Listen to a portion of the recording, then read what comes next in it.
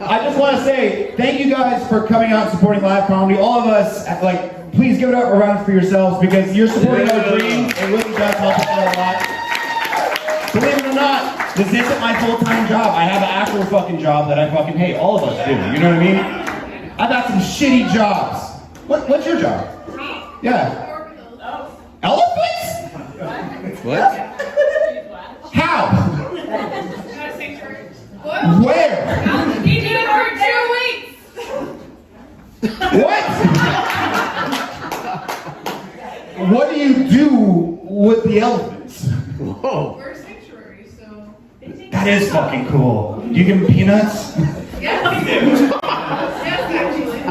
Fuck the show. Hang on. How do I apply? We're hiring. Are you serious? Yes. I'll hit you up later.